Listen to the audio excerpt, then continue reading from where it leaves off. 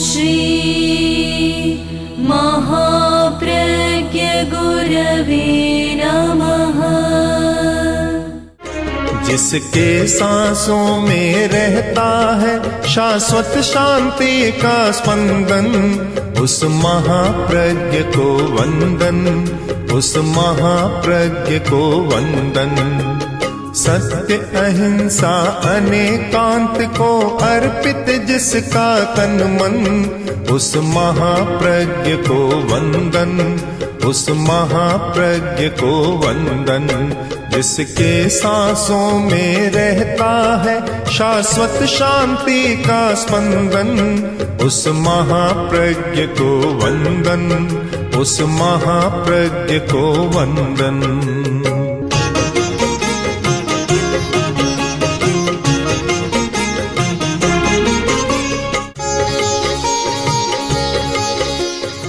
मनुष्य का जीवन समस्या और समाधान दोनों के बीच में झूलता सा नजर आता है। समस्या को कभी रोका नहीं जा सकता। इस द्वंद्वात्मक दुनिया में समस्या न हो तो आश्चर्य की बात है, हो वह कोई आश्चर्य की बात नहीं। और आदमी निरंतर समस्या में जी नहीं सकता, तो वह समाधान की खोज करता रहता है और समाधान होता है। समस्याएं हमारे दो स्तर पर होती है, एक बाह्य जगत के स्तर पर और एक भीतरी जगत के स्तर पर।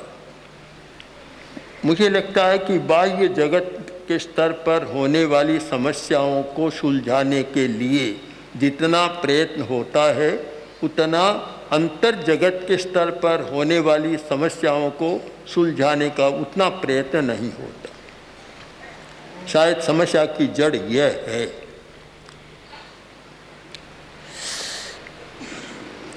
बहुत लोग पूछते हैं कि हजारों वर्षों की अवधि में इतने बड़े बड़े विद्वान, आचार्य, चिंतक हुए और बहुत समाधान दिया, पर दुनिया तो वैसी की वैसी चल रही है। प्रश्न भी ठीक है, उत्तर भी हमें उचित खोजना चाहिए कि बदलना व्यक्ति से ज़्यादा संबंध रखता है, समाज से थोड़ा रखता तो है पर थोड़ा अल्प मात्रा में। व्यक्तियों को हम 3 श्रेणी में बांट सकते हैं। एक आचार्य के मन में प्रश्न उठा कि एक आदमी दूसरे आदमी का हनन करता है, हानि पहुंचाता है, चोट करता है और कुछ करता है, नुकसान देता है उसको, तो क्या कोई व्यक्ति अपने आप को भी नुकसान पहुंचाता है, अपनी भी हानि करता है? तो उन्होंने उत्तर दिया बहुत अच्छा कि तिब्र कसाया विट्ठो अप्पाणन हणई अप्पेनन। जो तीव्र कषाय वाला है वह अपनी हत्या करता है, अपना हनन करता है। तीव्र कषाय वाला। हम मनुष्यों को 3 श्रेणियों में बांट दें, तीव्र कषाय वाला, मध्य कषाय वाला और मंद कषाय वाला।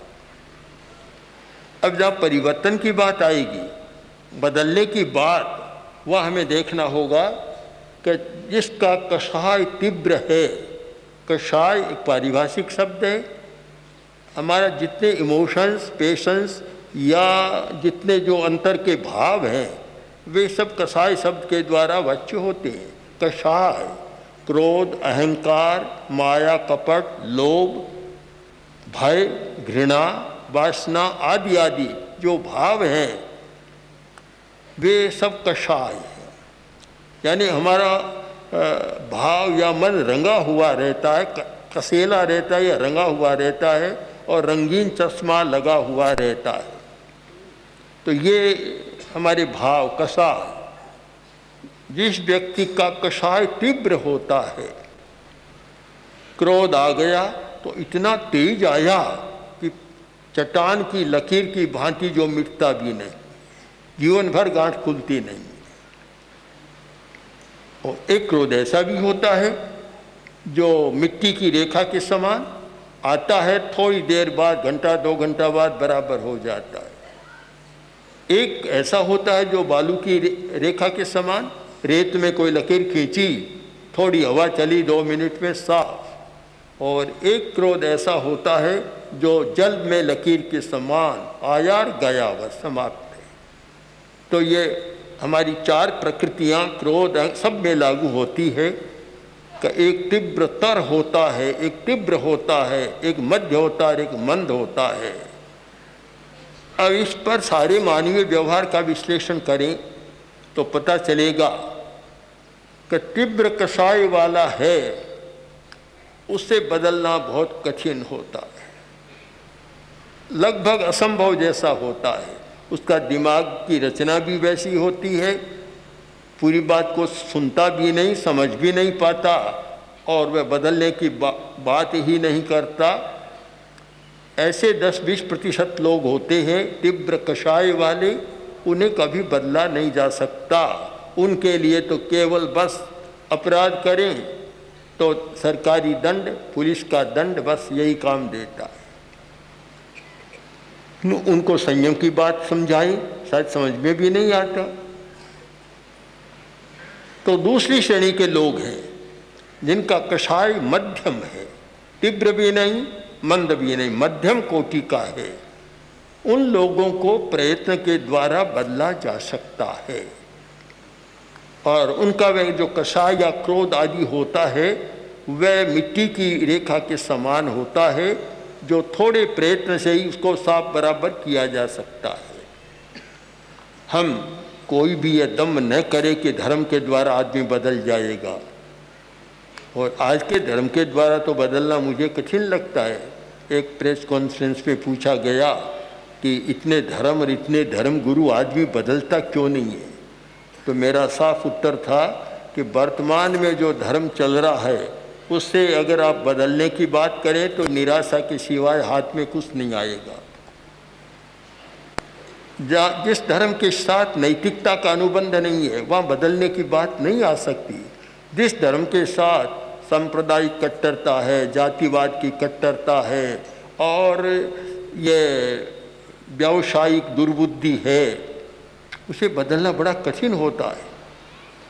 और धर्म के साथ पता नहीं क्या क्या जुड़ गया, नैतिकता तो कहीं गौण हो गई और नैतिकता शून्य धर्म एकदम प्रमुख बन गया। बस 10-20 मिनट, आधा घंटा धर्म करो, पूरे दिन बुराई करो, कोई चिंता की बात नहीं है। शाम को जाकर कह दो प्रभु मोरे अवगुण चित्त न धरो, सूरदास का पद सुना दो, माफ़ी मांग लो, साफ हो गए। और कल फिर करने के लिए कमर कसकर तैयारी। कमर कसकर एक लड़के ने कमर कस ली काशी। पिता ने पूछा, अरे कमर इतनी कसी क्यों है? कि पिताजी आपको पता नहीं, कल मास्टर साहब ने कहा था परीक्षा आ रही है तो कमर कसकर तैयारी करो। तो लगता है कि वह आदमी भी जब माफ़ी मांग लेता है तो दूसरे दिन कमर कसकर बुराई करने के लिए अवकाश रखता है। कोई चिंता की बात नहीं कि कल फिर सफाई कर लेंगे। जहाँ यह धर्म चलता हो तो बुराई की माफ़ी मांगते जाओ और बुराई करते चले जाओ, उस धर्म से कोई समाज बदलेगा, व्यक्ति बदलेगा, ऐसी हम कल्पना करें तो वह कल्पना भी व्यर्थ की कल्पना होगी। इसलिए इसमें नहीं जाना चाहिए। तो मध्यम स्तर वाले व्यक्ति को बदला जा सकता है, यदि समुचित प्रयत्न हो तो वह बदल सकता है। और जितना ये बदलने का प्रयत्न है इतना शायद उस मध्यम कसाय वाले कोटि के लिए है कि जिनका कसाय मध्य है और वह हर बात पर सोच सकता है, समझ सकता है, प्रयत्न कर सकता है। ऐसे लोगों को बदला जा सकता है। सारे प्रयत्न उनके लिए। और अब आप स्थिति में देखिए कि जो तीव्र कषाय वाला है उसमें संयम नहीं होता, तो वहाँ फिर दंड कोरा, केवल दंड ही चलता है। और मध्य कोटि वाले लोग हैं जहाँ संयम का थोड़ा विकास होना शुरू हो जाता है, वहाँ कोरा दंड नहीं होता, वहाँ अपना संयम होता है और वह अपने प्रयत्न से अपनी आत्मा का हनन नहीं करता, जबकि तीव्र कसाई वाला अपनी आत्मा का हनन करता है, किंतु यह मध्य कसाई वाला अपनी आत्मा का हनन नहीं करता। हम जब मुंबई में थे तब एक दिन अचानक क्राइम से जुड़े हुए 3 कमिश्नर आ गए। तीनों का विषय ये क्राइम का था और तीनों एक साथ आ गए। मैंने उनसे पूछा कि मुंबई में अपराध पहले से कम हुए हैं या पहले जितने ही हैं या बढ़े हैं? तीनों एक स्वर में बोले कि बढ़े हैं। मैंने पूछा कारण, कि कारण यह रोटी का अभाव, गरीबी और रोटी का अभाव, इसलिए अपराध बहुत बढ़े। तो परिस्थितिवश लोग अपराध करते हैं, उनका कोई कसाई तीव्र नहीं है, उनका मस्तिष्क भी उतना जटिल नहीं है, मस्तिष्क की रचना भी जटिल नहीं, और उनके जो मस्तिष्क के न्यूरॉन्स के जो कनेक्शन है वे भी कोई बहुत उलझे हुए नहीं है, किंतु वे विवशता के कारण परवश होकर और ऐसी स्थितियों में जाते हैं। उन लोगों के लिए बहुत प्रयत्न करना जरूरी है। प्रयत्न तो प्रथम श्रेणी के लोग हैं उनके लिए भी हो, पर वहाँ बहुत सफलता नहीं मिल सकती। सफलता के लिए जरूरी है कि जो मध्यम कोटि के लोग हैं, जिनका कषाय तीव्र नहीं है और चट्टान की रेखा की भांति अमिट नहीं है, ऐसे लोगों के लिए हमारा प्रयत्न होना चाहिए। तो उससे धीमे धीमे संयम की मात्रा बढ़ेगी और दंड घटेगा। वे दंड का काम नहीं करेंगे जिससे समाज व्यवस्था या राज्य व्यवस्था का दंड उनको प्राप्त हो। ये जितना सारा प्रयत्न होता है इस कोटि के लोगों के लिए होता है। अगर कोई यह दम भरे कि मैं सबको बदल दूंगा, ऐसा कर दूंगा, तो दुनिया की कोई भी ताकत नहीं कि बदल सके। जिसको लोग ईश्वर मानते हैं, कर्ता मानते हैं, शायद उसमें भी ये ताकत नहीं होती तो ये ऐसा होता ही नहीं। मैंने कोई बहुत पुरानी कविता है, बहुत पुरानी 30-40 वर्ष पहले, उसमें लिखा था, कुछ पंक्तियां हैं उसकी, कि यदि मैं ईश्वर होता तो दुनिया में किसी बुद्धिमान को पैदा नहीं कर, क्योंकि जितनी समस्याएं बढ़ाई ये बुद्धिमान लोगों ने ही पैदा किए। तो मैं कभी बुद्धिमान आदमी को पैदा ही नहीं करता जिससे समस्या न बढ़े। तो ये समस्याएं सुलझाने का तरीका हमारा होना चाहिए और उसमें शायद बुद्धि का उपयोग कम, भाव का उपयोग ज़्यादा हो। मैं देख रहा हूँ आज की समस्या, हमारे सामने कुछ अर्थशास्त्री भी बैठे हैं, हमारी चर्चा भी कल हुई। अब अर्थशास्त्र के द्वारा भी समाज में जो होना चाहिए परिवर्तन नहीं हो रहा है, न धर्म के द्वारा, न समाज शास्त्र के द्वारा, न अर्थशास्त्र के द्वारा, न मानस शास्त्र के द्वारा। सारे शास्त्र तो एक तरफ काम कर रहे हैं, आदमी एक तरफ अपना काम कर रहा है। कारण क्या? हमने इस कारण को खोजने का प्रयत्न किया तो एक निष्कर्ष पर पहुंचे। आचार्य तुलसी की सन्निधि में हमारे बहुत इस पर प्रयत्न हुए और चिंतन करते करते हम इस निष्कर्ष पहुँचे कि परिवर्तन का जगत बुद्धि का जगत नहीं है, परिवर्तन का जगत हमारा भाव जगत है। अब कितना ही ज्ञान दे दें, कितना ही बता दें, कितना ही बुद्धि का व्यायाम करें, कितना ही पढ़ा दें, समझा दें, किंतु जब तक भाव नहीं जुड़ेगा बुद्धि बेचारी कुछ नहीं कर पाएगी। हमारा संचालक कौन है? इस पर भी हमने खोज की है। संचालक कौन है? मन हमारा संचालक नहीं है। बहुत लोग मन को आरोपित करते हैं, मन तो बेचारा काम करने वाला है। संचालक हमारा भाव तंत्र है, हमारा भाव, हमारी भावधारा। हमारे मस्तिष्क में बुद्धि का प्रकोष्ठ अलग है, मन का अलग है, भाव का अलग है। हमने ये खोजने का भी प्रयत्न किया कि लोग कहते हैं कि हृदय के साथ भाव का संबंध। हृदय क्या है? इस हृदय के साथ तो भाव का संबंध नहीं, यह तो भाव से प्रभावित होता है पर भाव को पैदा करने वाला नहीं है। भाव तंत्र को पैदा करने वाला हमारा मस्तिष्क और उसको हृदय का कहा जाए। पुराने ग्रंथों में आयुर्वेद में 2 हृदय माने हैं। एक हृदय तो ये जो पंपिंग कर रहा है और एक हृदय मस्तिष्क में माना है। हम उसकी पहचान करते हैं हाइपोथैलेमस, हमारे मस्तिष्क का एक हिस्सा है लिम्बिक सिस्टम का हाइपोथैलेमस, और वह हिस्सा भाव के लिए जिम्मेवार है। जब तक हम भाव का परिष्कार नहीं करेंगे, 100 वक्तव्य सुना दें, 100 पुस्तकें पढ़ा दें, कुछ भी कर दें, सारा बुद्धि का व्यायाम कर दें, किंतु परिवर्तन नहीं आएगा, क्योंकि परिवर्तन बुद्धि नहीं कर सकती। बुद्धि का काम है व्यवसायत्मिका बुद्धि, गीता का भी एक सुंदर व्यवसायत्मिका बुद्धि। बुद्धि का काम है व्यवसाय करना, निर्णय करना, निश्चय करना, किंतु बदलना उसका काम नहीं है। बदलना जब तक भाव का योग नहीं होगा, न मन बदल सकता न बुद्धि बदल सकती। सबसे अधिक हमारे शरीर में, स्थूल शरीर में, इस जिसको जैन भाषा में कहते हैं औदारिक शरीर, और तत्वों की भाषा में कहते हैं पंचभूत से, पंच तत्वों से बना हुआ शरीर, इस शरीर में जब तक भाव तंत्र का शासन है और किसी का शासन नहीं है, मन को भी भाव चला रहा है, वाणी को भी भाव चला रहा है और शरीर को भी भाव चला रहा है, उसका एकाधिकार है। तो जब तक भाव के स्तर पर हम परिवर्तन की बात नहीं सोचें, नहीं हो सकता।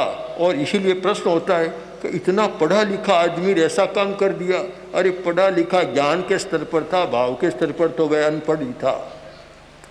मुझे याद है आचार्य तुलसी जब दिल्ली यात्रा पर थे, एक दिन DS कोठारी, डॉक्टर कोठारी जो बड़े वैज्ञानिक थे, और उनके साथ 2-3 और फिजिक्स के प्रोफेसर जो भारत सरकार की जो लेबोरेटरी उसके इंचार्ज कई लोग आए थे। बातचीत चल रही थी, तो बातचीत में प्रसंग आ गया। तो प्रसंग चला कि एक वैज्ञानिक ने, पूसा इंस्टीट्यूट के एक वैज्ञानिक ने, कृषि वैज्ञानिक ने पदोन्नति के क्रम को लेकर गड़बड़ होने के कारण उसी भवन से, कृषि भवन से छलांग लगाकर आत्महत्या कर ली। तो प्रश्न चला, इतना बड़ा विद्वान वैज्ञानिक आदमी, उसने आत्महत्या क्यों? तब मैंने कहा कि कोठारी जी आप देखें कि ज्ञान का काम अलग है। ज्ञान का काम है अज्ञान को मिटाना, समझ को बढ़ाना, किंतु ये काम करना, गलत करना, सही करना, ये ज्ञान का क्षेत्र नहीं है। केवल उसकी सीमा है कि हमने सच्चाई को जान लिया, यथार्थ को जान लिया। जानने के बाद जो बदलना है, जब तक भाव का परिष्कार नहीं होगा आदमी बदलेगा नहीं। हम केवल ज्ञान के आधार पर न रहे। हमने जीवन विज्ञान में इसी बात को प्रस्तुत किया है कि कोरी पढ़ाई से नैतिक मूल्यों का विकास नहीं हो सकता। यदि नैतिक मूल्यों का विकास करना है तो हमें भाव तंत्र का परिष्कार करना जरूरी है। जितने हमारे नकारात्मक भाव हैं, जो नेगेटिव एटीट्यूड, थिंकिंग आदि आदि सारी हैं, नकारात्मक हैं। जब तक उन नकारात्मक भावों को हम बदलने का प्रयोग नहीं करेंगे और हमारे भाव सकारात्मक विधेयक नहीं होंगे, तब तक आचरण में कोई अंतर नहीं आएगा। अब 2 शब्दों में छोटी सी बात को साफ समझ लें कि अज्ञान मिटाने का ज्ञानात्मक विकास का संबंध है हमारे ज्ञान के साथ, और चरित्र का संबंध है हमारे भाव के साथ। बुद्धि और ज्ञान के साथ चरित्र का कोई सीधा संबंध नहीं है। इस सच्चाई पर आप सबरा चिंतन करें तो फिर आपको बदलने का सूत्र हाथ में लगेगा। कि जो आदमी बदलता है वह भावधारा से बदलता है। अब क्रोध का तीव्र भाव है, दिन में 20 बार झगड़ा करता है, कभी स्वयं को भी पीटता है, कभी पत्नी को पीटता है, कभी कुछ करता है। बहुत पढ़ा लिखा है। मैं जो कह रहा हूँ कल्पना नहीं, ऐसे आदमी को जानता हूँ इसलिए बता रहा हूँ। IAS ऑफिसर, इतना बड़ा पढ़ा लिखा आदमी, किंतु गुस्सा इतना करता कि जब गुस्सा होता तो फिर बस सिवाय अंधकार के कुछ भी नहीं, कोई भी सामने आ जाए। ऐसा झगड़ालू आदमी था। अब आप देखिए, एक और तो पढ़ा लिखा था, मूर्ख तो नहीं था, अनपढ़ नहीं था, IAS ऑफिसर बना है, सचिव बना था, कमिश्नर बना, तो ऐसे ही तो नहीं बना, पढ़ा लिखा तो था। पर इतना गुस्सेल था, स्वयं दुखी और पूरा परिवार दुखी बना हुआ था। और हमारे सामने ऐसे केस बहुत आती हैं, जब प्रेक्षक ध्यान के शिविर होते हैं ऐसे बहुत लोग आते हैं। हमने निष्कर्ष निकाला कि ज्ञान से आदमी बदलता नहीं, जान लेता है, अज्ञान मिट जाता है, समझदारी बढ़ जाती है, चालाक भी हो जाता है और एफिशिएंसी बढ़ जाती है। शायद एफिशिएंसी इसमें ज़्यादा बढ़ती है। आज की जो बैंक डकैती करने वाला साधारण गांव का आदमी नहीं कर सकता, जिनमें एफिशिएंसी है, दक्षता बढ़ गई है, वे बहुत चतुराई के साथ अपना काम कर लेते हैं। और मैं समझता हूँ जितना ये ठगी चलती है, ये घोटाला चलता है, ये सारा एफिशिएंसी का ही परिणाम है कि उनमें इतनी दक्षता है कि कहीं से कहीं छिपा लेते हैं, चुरा लेते हैं, कहीं से निकाल लेते हैं। ये दो शब्द स्किल और एफिशिएंसी ऐसे बन गई कि इनके परिवार से पता नहीं क्या क्या चल रहा। तो केवल जो बुद्धि का क्षेत्र है, बुद्धि का क्षेत्र वह कोई समस्या को सुलझाने वाला क्षेत्र नहीं है। समस्या को सुलझाने का एकमात्र हमारा कोई तंत्र है तो वह हमारा भाव तंत्र, भावधारा, जहाँ कि आदमी बदल सकता है, परिवर्तन होता है। बुद्धि का क्या काम है? मैं बुद्धि का अनादर करना नहीं चाहता, बुद्धि में विश्वास करता हूँ, बौद्धिकता में विश्वास करता हूँ। और बौद्धिकता के बिना जहाँ प्रश्न है साहित्य निर्माण का, लेखन का, समझने का, पढ़ने का, वहाँ बुद्धि के बिना काम नहीं चलता। और बुद्धि का बड़ा मूल्य अपने स्थान में, पर हर वस्तु का मूल्य सापेक्ष होता है, निरपेक्ष एब्सोल्यूट कोई मूल्य किसी का नहीं होता, सापेक्ष मूल्य है। बुद्धि का अपने क्षेत्र में बहुत मूल्य है, किंतु हम यह सोचें कि बुद्धि के द्वारा हम किसी को बदल देंगे, साहित्य लिख देंगे, ये कर देंगे, बदल जाएगा, कभी न सोचे। जब तक प्रायोगिक पद्धति के द्वारा आप व्यक्ति के भाव तंत्र का परिष्कार नहीं करेंगे तब तक व्यक्ति बदलेगा नहीं। ये ध्रुव सत्य हमें तो लग रहा है। और अब तक इसका कोई प्रतिवाद भी हमें नहीं सामने आया कि कोई दूसरा सिद्धांत है। तो हम परिवर्तन की बात सोचें और परिवर्तन करना चाहें तो हमें दोनों का सहारा लेना है। बुद्धि का भी सहारा लेना है, क्योंकि निर्बुद्धेस्तु कुतो बलम, बुद्धि के बिना बल भी नहीं होता। यत्र बुद्धिस्तत्र बलम, बुद्धि भी जरूरी है। और चाणक्य ने, महामत चाणक्य ने कौटिल्य अर्थशास्त्र में इतने बौद्धिक उपाय बताए हैं दूसरों को मारने के, ठगने के और छिपाने के, पता नहीं क्या क्या है, इतना ज़्यादा लिखा है। तो बुद्धि का तो बहुत विकास है। उन्हें अपनी बुद्धि पर भी बहुत भरोसा था और वास्तविक था। किंतु हम सीमा को समझें। हमारी दुनिया में असीम कोई वस्तु नहीं है, सबकी सीमा है। सीमा हम असीम बनाने का प्रयत्न न करें।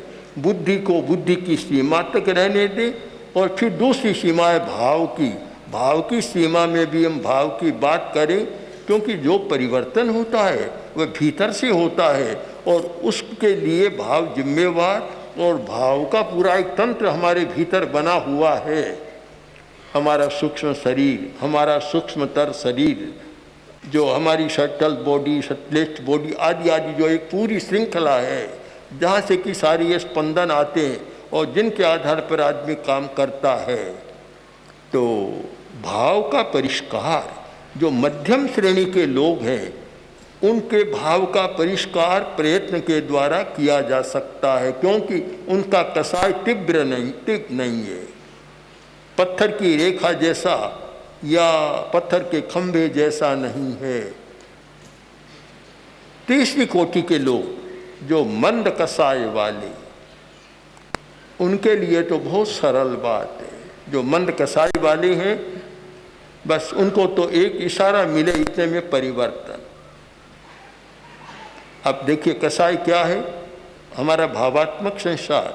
कसाई का मतलब है भावात्मक संसार, एक बुद्धि का संसार और एक कसाई का संसार। कसाय यानी नकारात्मक भाव, और जब कसाई का परिशोधन होता है, परिष्कार होता है, तो वही सकारात्मक भाव। क्रोध नकारात्मक भाव है, परिष्कार हुआ और क्षमा हो गई, सहन करने की शक्ति बढ़ गई। अहंकार नकारात्मक भाव है, उसका हमने परिष्कार किया तो हमारी विनम्रता विनय का विकास हो गया। माया कपट नकारात्मक भाव है, उसका परिष्कार किया तो हमारी सरलता प्रकट हो गई। सरलता जो कि जीवन की बहुत बड़ी संपत्ति है। लोभ का परिष्कार किया और एक संतोष, यह सकारात्मक भाव प्रकट हो गया। तो ये सारा नकारात्मक भाव और सकारात्मक भाव में मानवीय चरित्र का सारा इतिहास बोल रहा है, जुड़ा हुआ है। हम जब तक ये भाव जगत में काम नहीं करेंगे और भाव परिवर्तन की प्रक्रिया को नहीं अपनाएंगे, तब तक न हिंसा को कम कर सकते, न अहिंसा का विकास कर सकते और न नैतिक मूल्यों का विकास कर सकते, न अनैतिकता को दूर कर सकते। इसलिए हमें भाव जगत पर और गंभीर अध्ययन करने की जरूरत है। ओम श्री महाप्रज्ञ गुरवे नमः। ओम श्री महाप्रज्ञ गुरवे नमः। ओम श्री महाप्रज्ञ